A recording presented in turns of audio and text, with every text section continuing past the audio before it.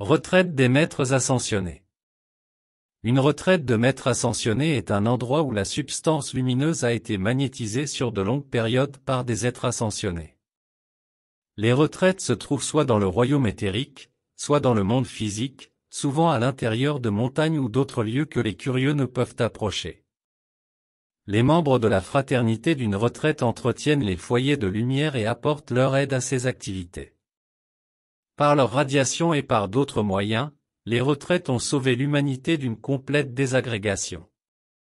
Chaque foyer se spécialise en une ou plusieurs qualités divines, qui sont périodiquement irradiées vers l'humanité.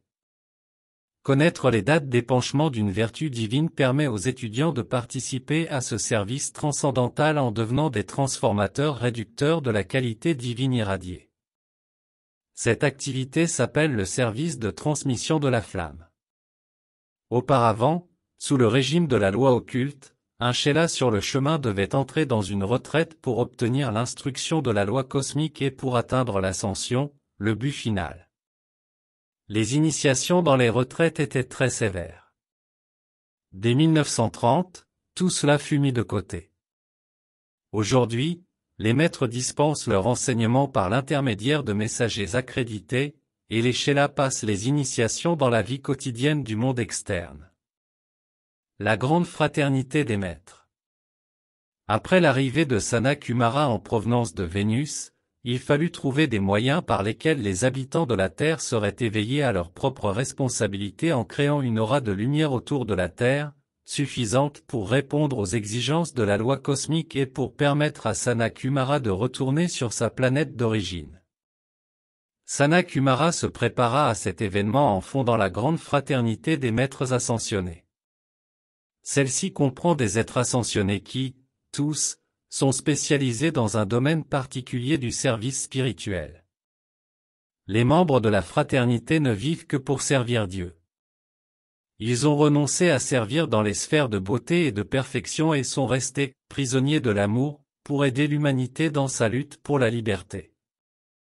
Le but de cet ordre spirituel est d'enseigner la loi cosmique à des étudiants intéressés, par laquelle ces derniers peuvent atteindre la maîtrise et finalement l'ascension, s'ils font preuve de suffisamment d'application.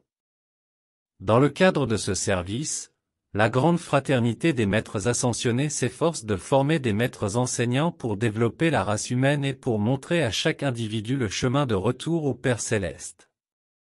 Néanmoins, plusieurs facteurs limitent l'activité de la grande fraternité des maîtres. 1. L'aide à l'humanité doit être justifiée et consciemment invitée. 2. L'aide est sujette aux lois cosmiques applicables à la planète. Ces lois doivent être respectées. Toute dérogation doit être approuvée par le Conseil karmique. Il doit y avoir une très bonne raison pour l'obtenir. 3. Pour atteindre son but, la grande fraternité des maîtres dispose d'un stock déterminé d'énergie, renouvelé en principe une fois par siècle. Ce stock est utilisé pour contacter un individu qui servira de messager et de pont entre les royaumes humains et le divin. Le messager transmettra les activités de la fraternité à l'humanité et diffusera de nouvelles explications et des compléments d'informations de la loi cosmique. Un maître a dit, au cours d'un cycle défini nous recevons une allocation d'énergie déterminée que nous pouvons utiliser pour l'évolution de la race. Si nous avions eu la possibilité de diriger et d'étendre nos énergies à travers l'atmosphère de la Terre, dans des proportions illimitées, et sans la coopération et l'assistance de l'humanité bénéficiaire, nous aurions rapidement transféré l'octave des maîtres ascensionnés sur et au travers de la Terre, et notre tâche serait terminée depuis longtemps. La grande loi cosmique impersonnelle exige qu'un investissement en énergie spirituelle soit compensé par la croissance des âmes des hommes que nous essayons d'atteindre, au travers d'une entreprise spécifique. Lorsque nous prouvons qu'il y a équilibre entre l'investissement et le résultat, la loi nous octroie presque automatiquement d'autres quantités d'énergie, pour nous permettre de poursuivre notre tâche.